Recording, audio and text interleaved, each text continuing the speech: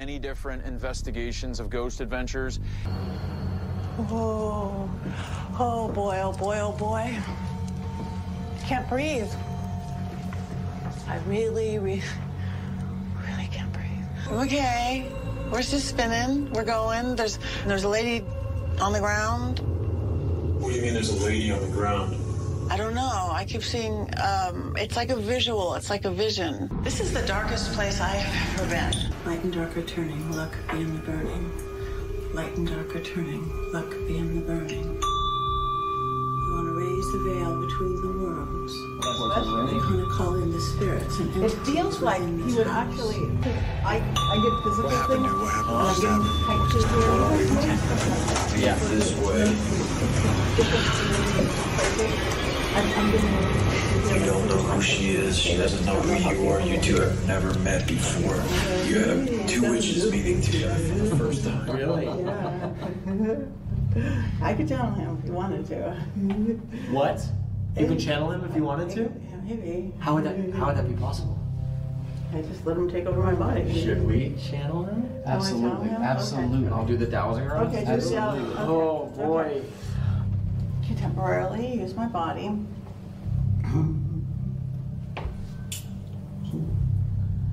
Temporarily use my body. Oh, now he's getting shy.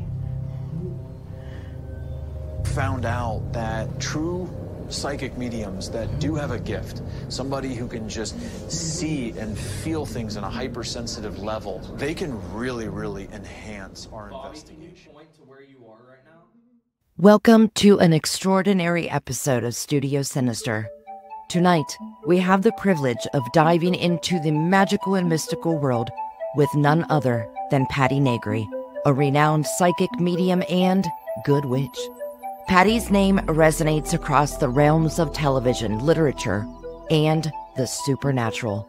You may have seen her on the Travel Channel's hit show, Ghost Adventures, which has always been one of my personal favorite shows, and where I first came across Patti, where she fearlessly communicates with spirits in haunted locations.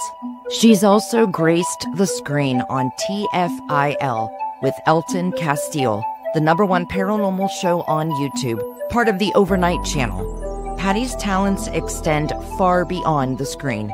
She's an international best-selling author, having penned the captivating book, Old World Magic for the Modern World, which offers tips, tricks, and techniques to empower and create a life filled with wonder. Her magical touch has left its mark on numerous shows such as MasterChef 2, America's Got Talent, and she's collaborated with influential figures like Emma Stone, Jon Voight, Josh Duhamel, Chevy Chase, and Gregory Hines. Patti wears many hats. She's a performer, a partner in the Paraflix.com streaming service, and an educator at University Magicus, an online spirituality school. Patti is the proud owner of Brain Brew Entertainment, a theatrical production company that specializes in live entertainment. But for me, what truly sets Patti apart is her magical, loving, and upbeat working style. She practices natural magic, harnessing the energy of the universe to create balance, healing, and positivity. As president and chief examiner of the American Federation of Certified Psychics and Mediums, she brings wisdom and authenticity to her craft. So without further ado, let's welcome the enchanted Patti Negri to Studio Sinister. Thank you. I must say, I get a lot of introductions.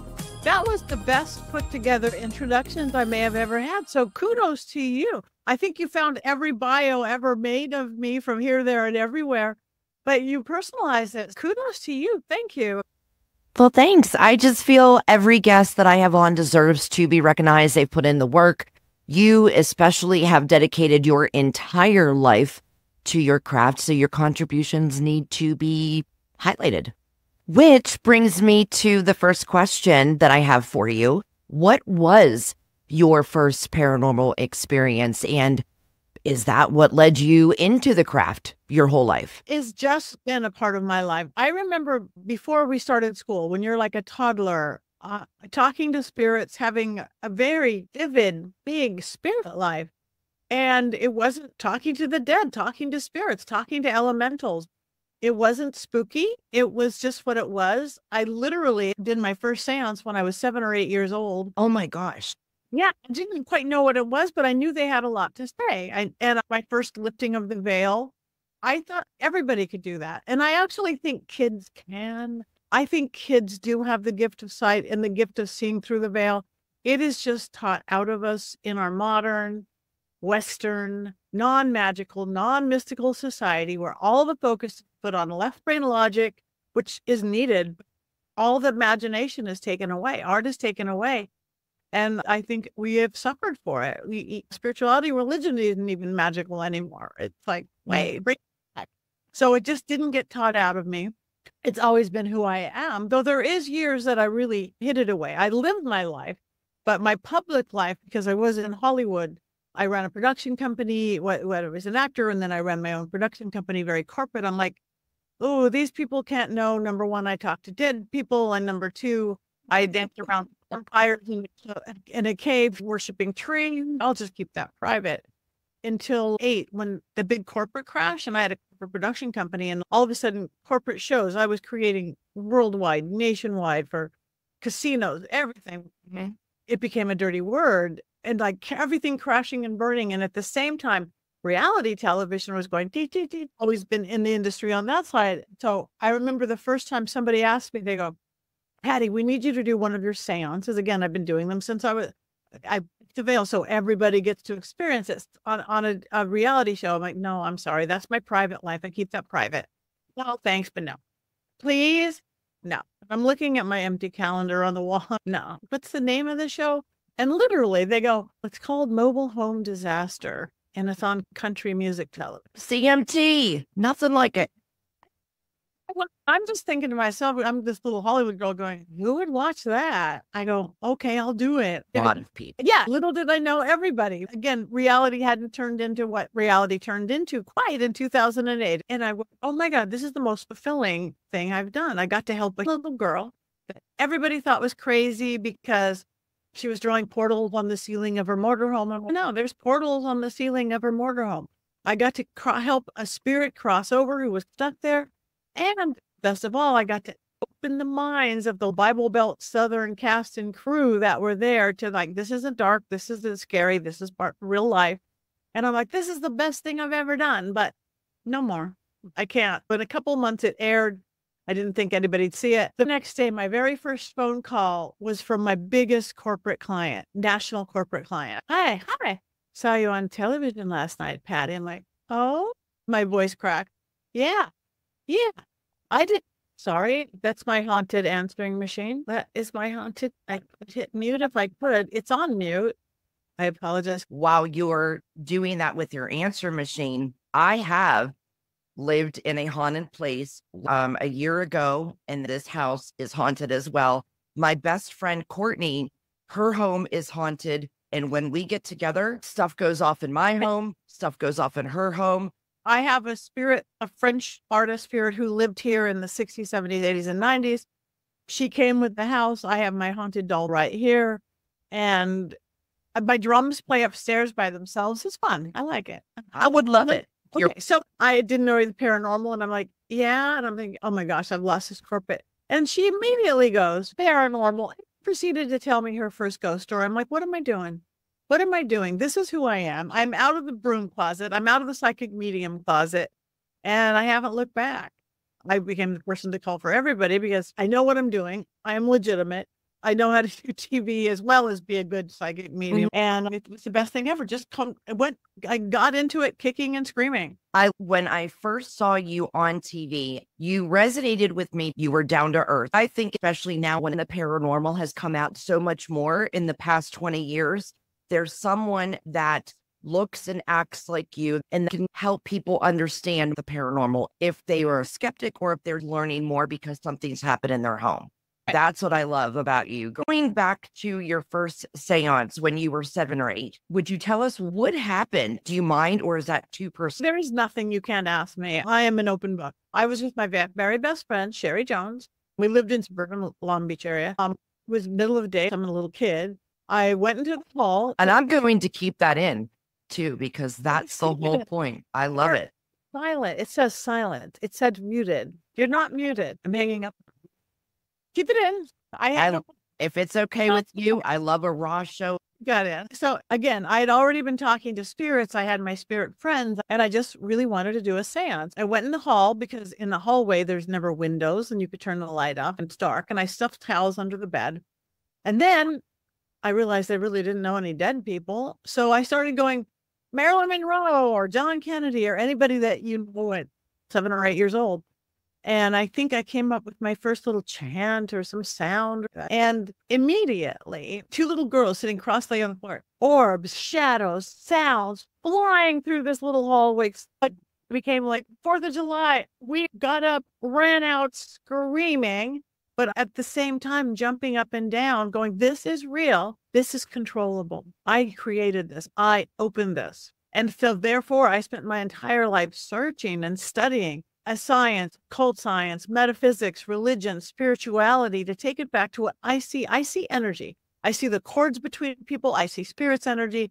I'll cut the cords, and studying it, and whatever template you put onto it, whether a Judeo-Christian template, a pagan template, a science, academic, atheistic, humanistic template, the truth is the same, just the words are different. And that's why I started my school. Whatever template you want to use, find the one that works best for you, because again, your belief system is your map. It's to help you navigate. There's not a right or wrong. Just use the map that works best for you. While we're on that, maybe it's a myth, but if you believe in God, then you shouldn't mess with the spiritual realm, or you shouldn't try to connect. What are your feelings about that, Patti? I study religion. My grandfather studied religion. Humans put all that in control. I don't believe in this big male overpowering fear and control based deity. God is within us. God is whatever names you want to give it.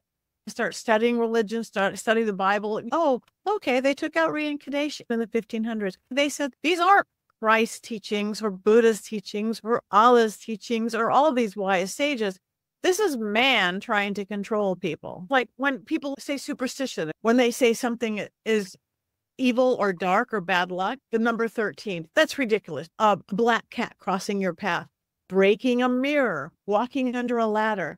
None of that is bad luck. They want you to think something is powerful. Take that away. We don't want to have power, whoever they are. So breaking a mirror could be a powerful, positive, protective thing you've ever done. It's powerful. So you get to decide if it's good or bad. You and what you do with that energy. I have never met a God who says, I can't talk to spirit because God's a spirit. Exactly. He's the Holy Ghost. Yeah. I believe that. I dabble in the paranormal because I'm going to be a spirit one day. I want to learn as much as I can while I'm here in the physical form. I feel orbs are spirits. We were made in God's light. We were made in his image. So when we pass away, our consciousness goes into that little light orb, and hopefully with enough energy, we can manifest. Am I on the right track? 100%. And then again, we start out like little sperms and little eggs, just as we step from that realm back into this realm. Now we're in this mundane 3D gravity-ridden world, and then we go on. Nothing dies. Science proves that as much as spirituality. It changes, it shifts, but a tree dies, it becomes mulch and becomes something else. Nothing can just end. It just transitions and changes. I've got pictures of orbs all the time because I speak here all the time in front of my desk. It's my school. People all the time get orbs. I've had my doll move 6 inches across here. I blew it up and I watched a orb come out of my bookcase into the doll, move the doll, fly out of the doll. Wow. It went into the doll right there, which I think happens with poltergeisty stuff. I have some pictures of orbs. Literally, I was setting up a house clearing here in the Hollywood Hills at a friend's house. And all of a sudden, I was lifting the veil and calling in, respectfully, lovingly calling and inviting in spirits. You watch these orbs literally come down the staircase, wrap around into the living room, all on camera. When you kick up dust, like you're walking through a hallway, and then once the dust settles, an orb has a mission. That's how I look at it. It has a mission. It wants to go somewhere. I've had one come up to my camera, stop, hover, and then turn away. I would like to discuss lifting the veil. Can you explain that? I would like to break down your seance. Besides clearing your mind, getting a place set up, distraction-free, explain how you would suggest a beginner set up. Definitely set up sacred space. We say it's clean and clear energetically. And if you have a specific belief system, work within it. If that's, say, a prayer, if it's calling the corners, the air, fire, water, and earth, do that. If you're working with angels, set in your angel corners. If you're working with dragons, call in dragon. Whatever that is, set the sacred space. So this is the area that we are like fencing off in a sense, protecting in a sense. Make sure that you are clear and open because you want to be your best channel. And you have to set your boundaries if you're experienced medium and what you let not, both into the space and into you if you're a channel medium.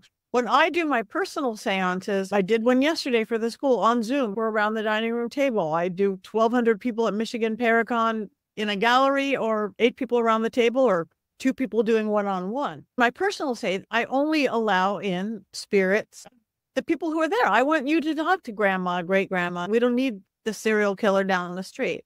On television, that's completely different because they don't care about grandma and grandpa. You go to the prison, the insane asylum, the serial killer down the street. So if I'm doing that in channeling, I'm like, okay, you can't take over my whole body. You can have 60%.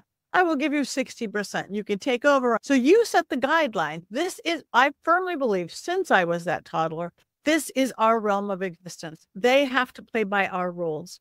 They have to. But people don't know that. So they give away the power. So they take it over. And when you see somebody getting all possessed, unless somebody's allowed to do it, unless you have a severe addiction problem, which can let in the dark, drugs, alcohol, or severe mental imbalance, most of us don't. You will have to take your power back, not with fear and not with anger, because that's what a negative spirit wants. So you work within your prayers, your angels. Most people don't know this. The biggest portal on your body is the back of your head. Right where your neck and head go up and down, and you feel that kind of go in and out right there. I forget the medical term for it.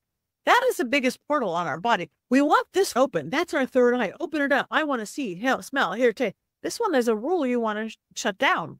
That's why when you pray, you bow your head to let in God, to let in spirit.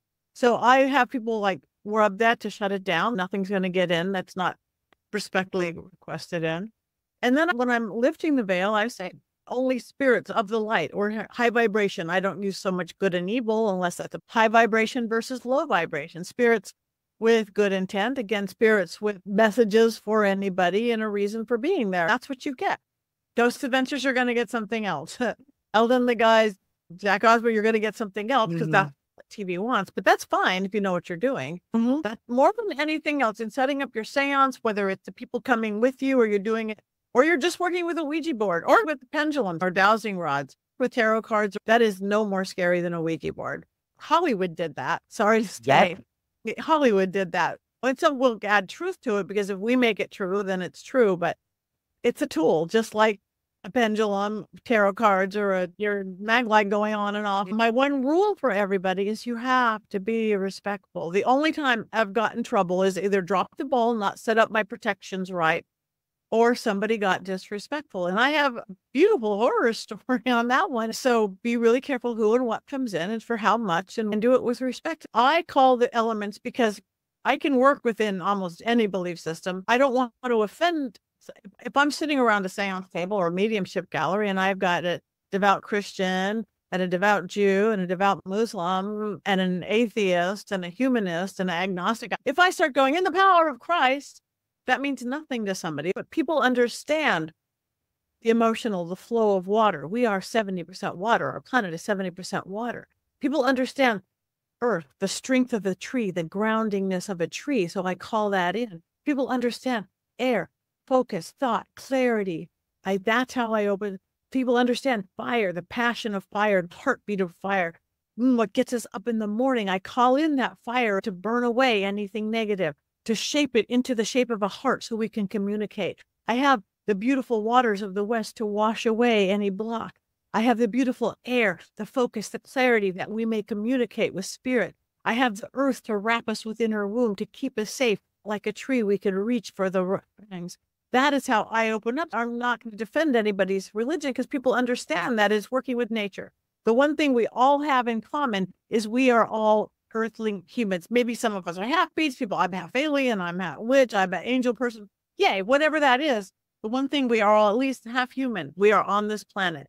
So why not use the strength in this piece of wood right here to ground us, hold that crystal, whatever that is. And that's where we've gotten away from. That's why I think, to go completely off track, fairies and gnomes and all these beautiful elemental creatures are making such a comeback because we need it. We need our eyes on the stars and the heavens and the angels and the aliens, but we got to take care of this little mother planet of ours. I'm loving that people are getting shamanic again, elemental again. They're going out to nature. They're going out to a park. You want information by a tree with your spine along the trunk, and ask the record keepers. They're the information. Look at Kabbalistic tree of life in every religion. My friend Courtney said, even though the world is getting a little negative, she thinks that spiritualism is making a comeback slow and steady. Everyone is trying to grab on to something to bring back or feel that nostalgia of the younger years when it was simple. Personally, I miss the 70s, the 80s, early 90s. I think after social media, everything is just different. It's not simplistic anymore. There's less strength in the family unit, less togetherness, but more division in our country. I agree 100%. I'm going to take it one step further. We know times are scary. Look at politics, war. We came out of a pandemic now. So the world has always been scary, but it's extra scary now because we're bombarded 24/7 with social media, television. You can't get away. Traditionally, throughout time, when times get scary, people go back to their faith. They go back to church, go back to temple, go back to mosque. That's not holding up for everybody. My church doesn't like me anymore. So that's not working. Therefore, people are discovering new spirituality, old spiritualism, new age, crystal. There's a whole group of people going, I don't want religion. I don't even want this spirituality stuff. But I'm scared and I want to know there's something more than this if we all get blown up by Russia. Paranormal investigators, they want to go on a ghost hunt. So it's like backdoor in. I don't want this religion stuff. I don't want spirituality, but I want to talk to a ghost. I want to know there's something more. So then they go on their first paranormal investigation and then they experience something. They go, oh, it is real. And then usually they will back into a belief system, a spirituality, or something that will help them to navigate. It's almost like paranormal is the new religion for people who don't want religion, but want hope and faith. I prefer the elements. My grandparents who raised me in a church always said, God does not care where you talk to him. You don't need to go to church and wear your Sunday best. There's so many judgmental people who put $1 in the pot, they want forgiven, and then they walk outside and judge the first person that they see. So I would rather stay in my home and speak to God my own way. And I think him and I have a pretty good relationship, so I'm happy with that. Earlier, you had mentioned something about a horror story that you had. Yeah, about respect. RESPCT. Ooh, I would love to hear it if you don't mind sharing. This is my wildest one, I must say. 100% true, and it's on film. I live in the Hollywood Hills. It's the old 1920s, the first movie enclave. My house was built in 1920. And mine's a little bungalow. Like there was the writers and the costumers, and there's the movie star houses. Mine's one of the little ones, but one of the big ones right down the street. Looks like a haunted house. It's got 4 levels. It looks like it was built by masons, all the sacred geometry, literally a compass drawn in the floor. It's magic. It was built by Charlie Chaplin for one of his many girlfriends named Mary Astor. It was totally a party house, and they partied good in the 20s, 30s, 40s. Just crazy, crazy party house written about. So it was there. In the 60s, the Rolling Stones manager bought it, and the Stones stayed there. I'm seeing them tomorrow. The Mamas and Papas. I love the Stones. All these high vibration people, big energy people, probably a party house. And then they moved out, and the guy who invented the real life sex doll moved in. And the house got too scary for him, how haunted he said it was. So he moved out, and then my neighbor, Marilyn Manson, moved in. I love Marilyn. I've seen him in concert. And he's a neighbor, 7-year neighbor. He moved in, and he recorded in the dirt basement, and everybody knows his story. So we are there, craziest haunted house. Around my seance table, we were filming a documentary about the Mary Astor house.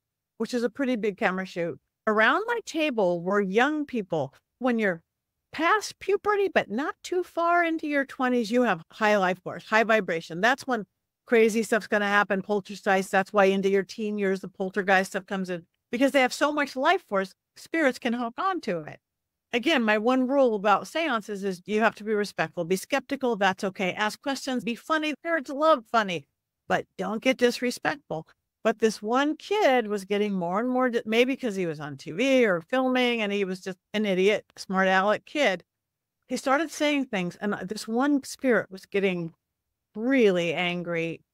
And I felt it going in. And so at first he was like, the big old Hollywood theatrical, not demonic. I think demons get way too much credit for everything.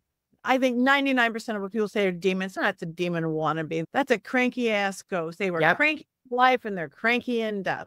And the same thing, big in life, big in death. If you were a big old fashioned movie star or celebrity, you're going to be a big ghost. If you're Bob the Quiet Banker, you're going to be Bob the Quiet Ghost. I was mad. The French doors flew open. Everybody screamed. People fought it. And wow, I'm the producer side of me is going, wow, that's so cool. The timing. Oh my God. And then everybody's saying you're catching the French doors flew open again. I'm like, this is awesome. It's getting heavy and this is getting weird. I got to keep it control. And then all of a sudden he said something else really stupid. Old-fashioned record player came on, the speakers next to it, those old-fashioned came on. It sounded like a spirit box, a white noise. We looked later, it wasn't even plugged in. I'm feeling the pressure coming in. I'm feeling the room, but everybody there knew what they were getting for. Not like a private seance. Everybody knew we were going for whatever we got. But I'm like, oh my gosh, keep this kid kiss going on. And we're getting some information about the dirt basement. It's always the dirt basement, guys. I don't care if you're at the Cecil Hotel, the Black Dahlia house, all the haunted places I've been all over the world. It's always the dirt basement. Dirt basement, the Omen house. House with David, it's the dirt basement. So we were giving him a bunch of stuff that had happened there in I think the 30s. And he said something really stupid. Again, for not him, but the cameraman facing him burst into flame up his back, like a V of fire, like angel wings of fire came up from behind him. He was not standing in front of a candle or a fireplace. 2 cameras absolutely caught it. One camera started filming like the ceiling or the floor. You test the metal or strength of a camera person by a small room with a lot of people bursting into flames. Oh my God. Guy on the camera was sitting here wondering why everybody was screaming and pointing at him. And oh my gosh. And me, cool witch medium EMT. I am a medic. I'm EMT certified. I'm like, drop and roll. And I'm terrified. I'm like, this is dumb. This is not okay. This is not okay. Spontaneous combustion does not happen on my watch. And we're done. We are done. I'm never stopped. I'm like, oh my God, this poor guy, his shirt burnt off him like it was synthetic. It was cotton. It should not have burnt like that, like a polyester or nylon. Ring on his back. I'm like, this is not okay. Shut it down. I shut that veil. What are you talking about? Everybody's screaming. But the guy who caught on fire, who was a super skeptic, he's, oh no, I am okay. He is so intrigued by spontaneously combusting. He's like, I'm okay. I have a sweater.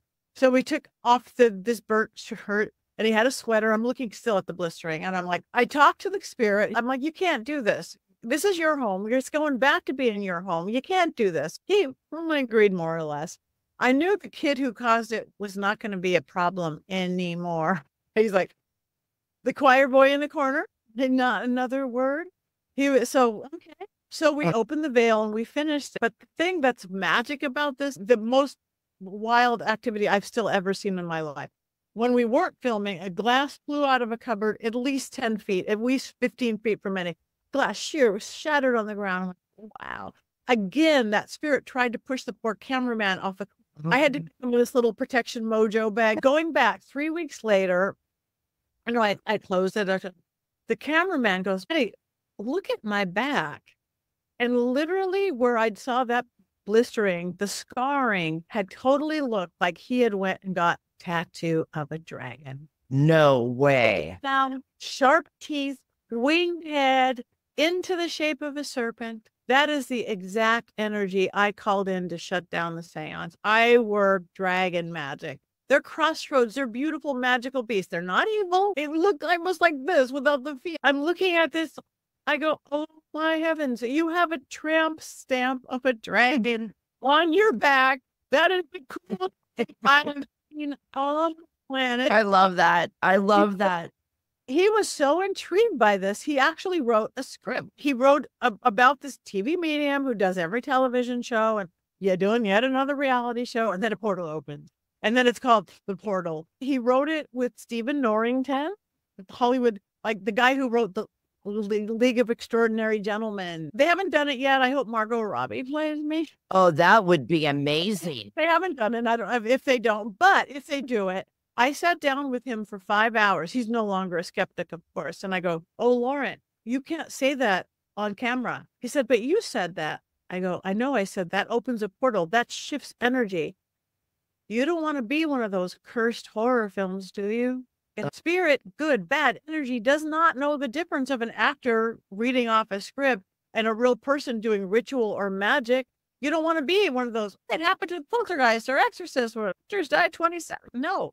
So let me change those words. They will sound as spooky or as mystical or as magical, but they won't open a portal to hell. Mm-hmm. So if they get around to doing it, it won't be one of those because it happens all the time. Hollywood's learning that so that more and more they are using consultants like me to co-consult on this. You don't want to call anything. It can happen. It does happen.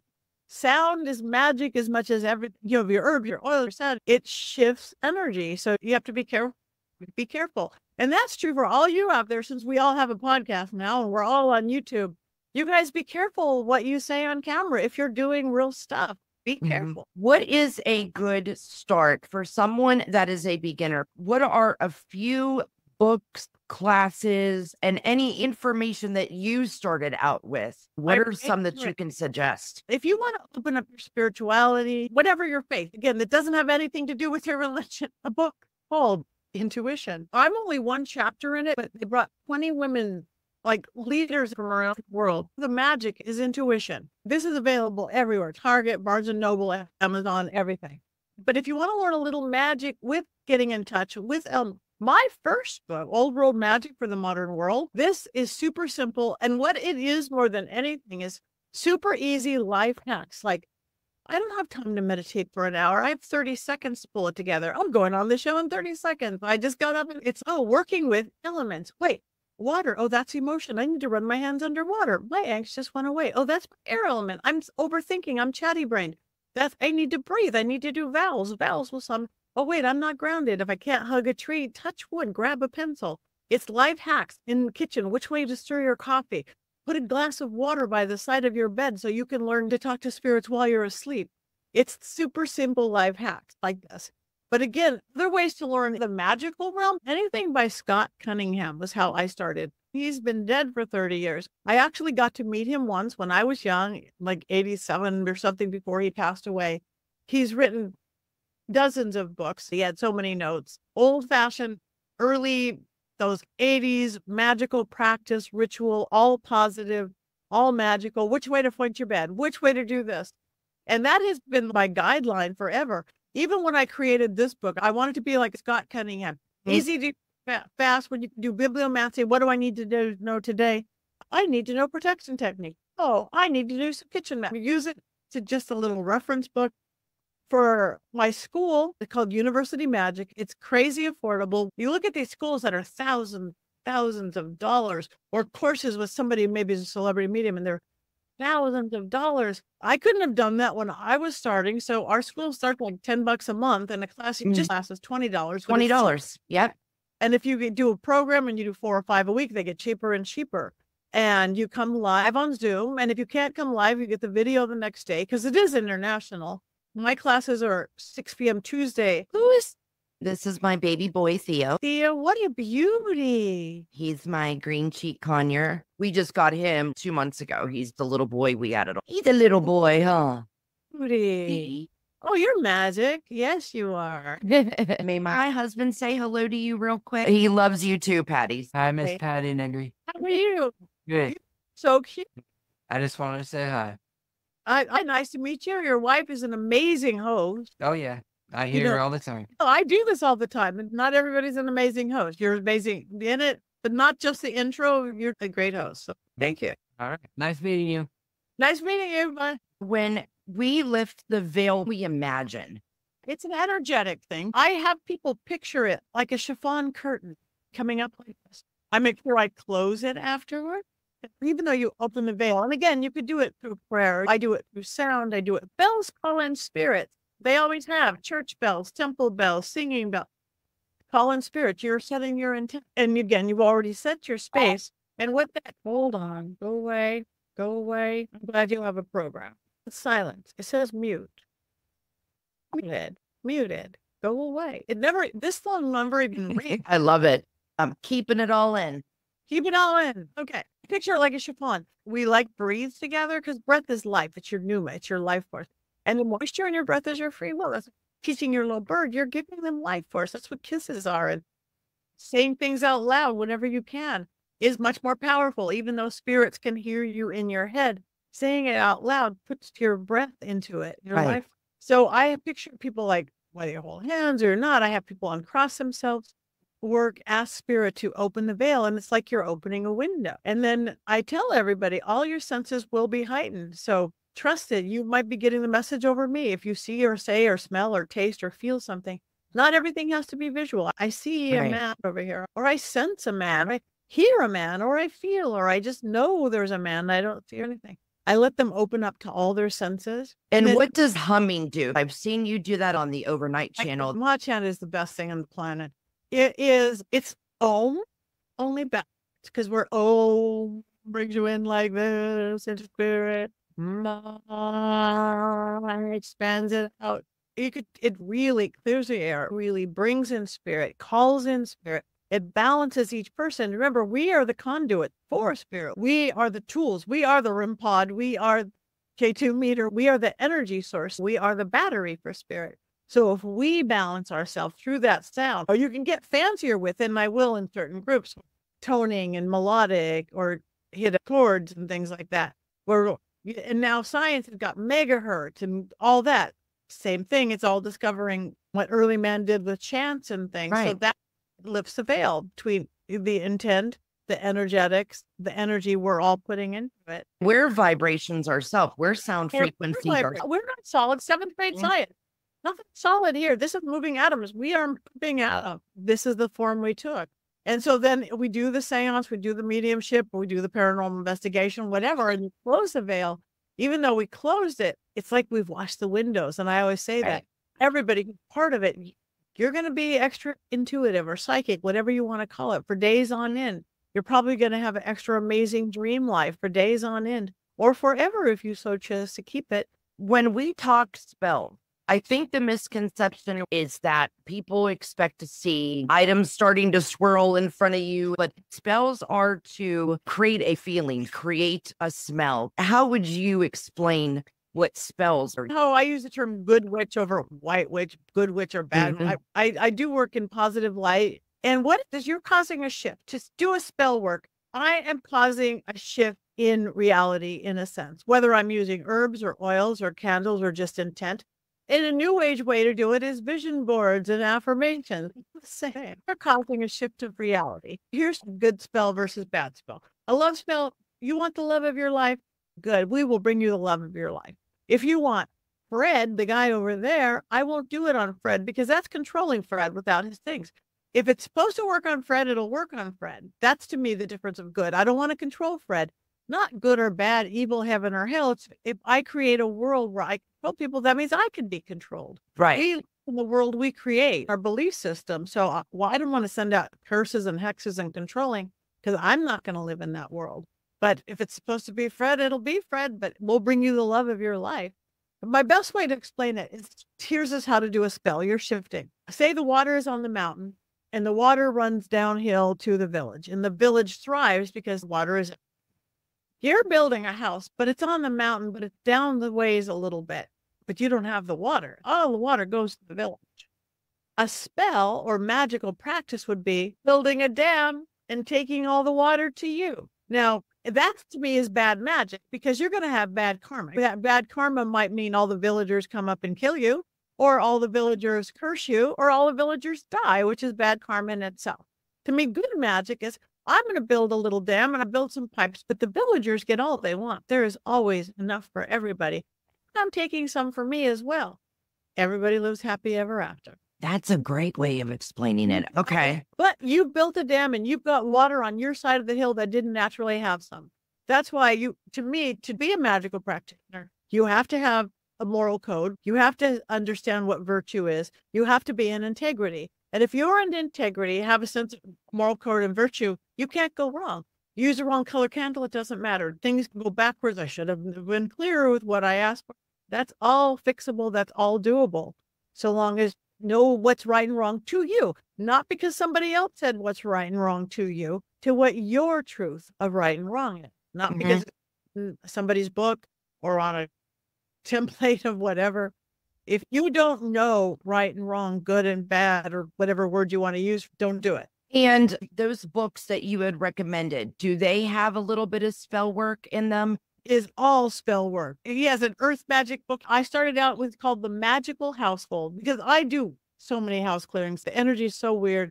I'm clearing the normal neighbor's house next door. I've cleared out Aaron Spelling Mansion, the biggest house in LA. I've cleared out the killer castle where Phil Spector killed Glenn.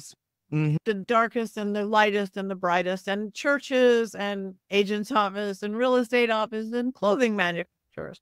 But his book, The Magical Household, gives you this little magical overview of how we take that control to create the life we want, to create our world.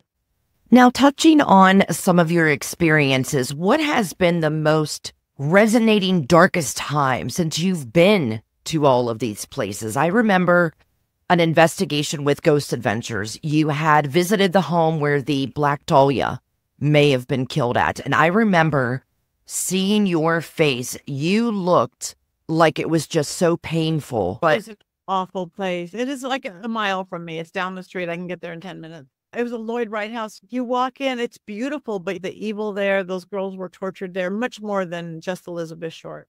That was one of the darkest places I've ever been. And again, I go to dark places all over the world. The darkest place is the Cecil Hotel downtown. I watched that whole series with you all. Did you watch the Ghost Adventures one or the overnight one? I watched all of them. The Ricky Ramirez room, but Elisa Lamb, that hallway, the elevator. What did you feel there? Here's my little story getting. I never know where I'm going. The first time I had been there was with Ghost Adventures. It was going to be their opening when they moved to Discovery Channel. Zach had called me a couple weeks before and he said, we're going to be in LA and we need you. Okay, cool. Didn't hear from him. Normal. He's okay. We're down. You get here in 2 hours. And I'm like, 2 hours? I'm a girl. Did I take a shower? Did I drop to wash? Oh my God. Okay. I know he did not say Cecil Hotel. He said downtown, funky downtown, like Skid Row downtown. He gave me the address. So I'm driving there and I remember seeing that water tower, the Alyssa Lamb lost in the water. I go, oh, I'm thinking that's the place. That's that. All I knew, I didn't know Richard Ramirez or other serial killers or all the millions of people out. I just went, that's Alyssa Lamb. But I started getting depressed within a block and walking every step. I wanted to kill myself. I was depressed. I was hopeless. And it does this to people living and dead. And then a rat didn't want to let me in. Startle you, they scurry. They usually scurry away from you. This one was scurrying towards me. I would go right and the rat would go right and I would go left and the rat would go. And we're dancing. And I'm like, I have to get through you. It's almost stopping you. It was almost stopping me. I'm like, is it evil or is it saving me? I don't know. But you have to let me in because I have a call. So by the time I got there, I just want to kill myself. And there's Zach and the guys. They'd already been there for a while. And they had their cameras strapped on. He said, okay, Patty, we're here. There's 700 rooms. They're all open. They're all unlocked. You tell us where to go. And I'm just like, and he goes, okay, here's the elevator. And I go to, oh, this is that elevator. This is that Alyssa Lamb elevator. And I pushed a button and we went to a floor and I led him right to a room. If some of you have seen it. And I've got to get out of here. And I'm walking. When I'm in trance state, which I allow myself to do there from the beginning, I just got to get, and I go to a window and I'm opening a window and I just got to get out. And Zach starts yelling at me. He's, what are you doing? Patty, sit down. Close that window. Why are you opening that window? And I'm like, why is he yelling at me? Zach never yelled at me. And I'm just like, I just got to get out of here. And he said, sit down. And he made me sit down. Out of the 700 rooms, if you saw it, I led him to a room. Somebody jumped out that exact window. And here I am saying, I got to get out of here, and opening a window that doesn't even have a screen on it. And then they had a little SLS camera, this little guy making me do it. And then I immediately led him to another room. Again, now the floor out of 700 rooms. And I was totally, oh my God, I was being attacked. I was hopeless. I didn't go away. And he's like, where are you being attacked? And the part of me still, Patti, I don't give up my whole body. I'm thinking, how do you say that body part on national TV? I don't know what I said, lady parts or what. And I led them right to a room with this poor woman who lived there, had been raped and murdered. And she lived there and she used to feed the birds every day. That's the room I led them. And it was like, we got more everything that we got. That, I think those are the only ones that went on camera because those are crazy bestest. But that place is insane. Every room you walk by, it's like a smell comes out of perfume. There's sadness. Here's evil. Here's anger. Here's depression. Here's this. When I went back, not very long after with Elton and Corey, and they did a 4-part special. You went through the same thing there too. The window, and by the window, I thought, again, I'm in a very much a trance state. It's for those who don't do this. It's like when you're first waking up or going to sleep. It's, what is reality? It's like that. But I thought I was talking. I thought I was talking away. I do rock. I rock in spirit. You were. Somebody had behind my head. I thought I was talking. All they heard was gibberish. And Corey, who I've been working with, he goes, oh, we should play that backwards. They literally played it backwards. And I was like, they heard English backwards. I couldn't do that if you paid me $1 million. I can't even spell back. I'll have to rewatch that. Yeah, played it backwards. And it could probably spell my first name backwards. My last name, I'd have to look at it. I'm so non-dyslexic. Wow, that place is just... Did you feel anything from Elisa? I've been up by the water tower. We opened the Dybbuk box with the boys. We did crazy things. She did not climb up the thing and let herself into the water tower. That's all I know. I think she was definitely supernatural. There may have been other human involved. It was definitely paranormal and definitely not her choice. I'm going to go kill myself and jump in a water tower. I saw her in the elevator, then thought it strange when she looked like she was talking to someone. She went out in the hall and stood there looking confused. That's when I had the feeling that maybe supernatural. Something took over her. It had her gradually follow it. I just don't think she intentionally harmed herself. And the sad thing about that place now is that place makes healthy, basically mentally sound people want to kill yourself and be sad. It's really bad on people with maybe mental imbalances or addiction problem, which is everyone they're moving in now. It's a low budget kind of hotel stay. And people don't even want to live there. Last time I was there, 30 people have moved in out of 700. They'd rather live on the street in a box than go there. There are ambulances every day. I want to gather every healer, priest, preacher, rabbi, shaman, witch, do a big kumbaya moment, hold hands around that building there, because that's what it needs. It does. And I feel bad for anyone that needs a place to stay and they have no choice but to go there. You know how negativity works. It gravitates to the person and then it just feeds. They are zombies. You feel it. And you don't want to stand in people's homes. You don't want to sit and stare at the weird people. But they're going in and out like this. And it's more than just that they were low income house. It possesses you. I say most ghosts are there by choice because they like it. Even in the prison yards, it's the lives they knew. They're not being tortured. I like happy ghosts like the Hollywood Roosevelt or the Biltmore where they're hanging from the chandeliers. It's fun. I think most of them aren't stuck. At the Cecil, they are being held down by something bigger than them. At the Black Dahlia house, spirits are being held. So whatever is created, it's bigger than the sum of all its parts. It's something so evil, it's beyond demonic. It affects living people and it affects spirits. It's got spirits stuck there. You had said earlier that the word demonic or demon is being overused. So how can you tell the difference between a negative, angry spirit versus a demonic spirit? You're not like, I think it was a demon. It's holy, whatever. You don't care about filming anymore. All of that out the window. It takes over who you are, what you are. It's the sheer terror. Before you start overthinking, and this is what I teach in my medium, that right intuitive, whatever brain, that left logical, just this down until you need to decipher with this. But if you get a little weird feeling like something is wrong, something's probably wrong. If you get this, oh, that's not haunted. It's just my cell phone. So when it's demonic, it is so all encompassing, like every cell in your body, everything goes out the window. It might be dark, it might be evil, it might be all sorts of things, but to go demonic, That's too much. it's just too much. It's just too much. Not saying it can happen, it doesn't happen, or occasionally happen. I think that's really what Zach did get at the demon house. I think that was, and he's still suffering from it. Barry Taff is still suffering from it. And the documentary at the Mary Astor house, are we able to watch that? They're holding it back. You got to look up. There's a few places that I have found a few clips from it, from the guys that live there. One of the production people I had, because of a weird paranormal thing, I had not a falling out, but I scared off a producer. Oh, gosh. Okay. I didn't scare off, but something that happened, it was the Black Dahlia. It was Dr. George Hodel. Not my Witching Hour podcast that I have now, but I had a short-lived podcast called The Magic Hour. And it was combining true crime, which everybody loves, with seances. This one was coming over, and it was about the Black Dahlia. And I had my friend Linda Deutsch, who's like the most famous Associated Press reporter, woman reporter ever. She got famous way back from Charles Manson and O.J. Simpson and Michael. She is the face of celebrity crime, Associated Press. She was coming over, and my then producer, we had a bunch of stuff from the Black Dahlia. My producer at the time wanted to talk to her spirit friend of hers, which we did all the time, but I had not in my circle yet because nobody was there. We did this all the time. I dropped the ball. We were doing this thing, and all of a sudden, and I'm like, oh, we're not talking to your friend right now.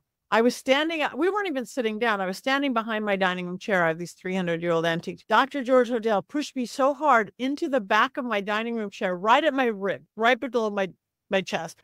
Boom. I heard this crack, crack. I am no human, a living human behind me. I'm sliding down to the floor. She's, are you all right? And I went, no. And I always say I'm okay. I could have an arm cut off going, yeah, it's a flesh wound. I'm fine. I'll put a bandage. But I'm like, no, the excruciating pain. He hit me just right on this angle. I'm like, I thought I broke my ribs. More stuff started happening. He didn't break my ribs, but he ripped all the cartilage off my ribs and floating ribs. I had to go to urgent care, pain for a month, because he knew what he was doing. I dropped the ball. I hadn't set up my things. I lazy for a second because nobody was there yet. We had so much crazy stuff happen. So much came on a recorder.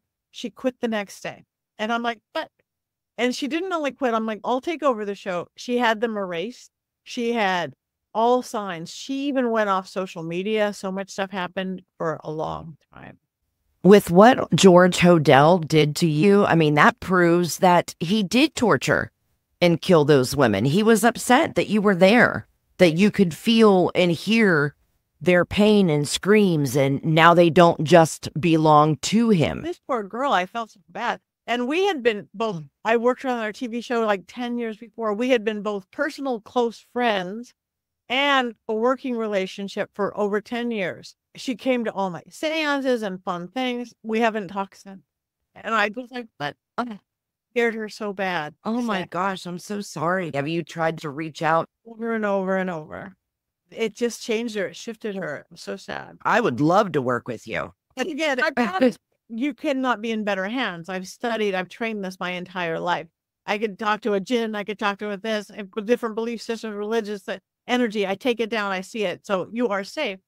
It's just we're all human, and I dropped the ball on that one, and I let somebody on the Catch on Fire one. I allowed somebody to get disrespectful.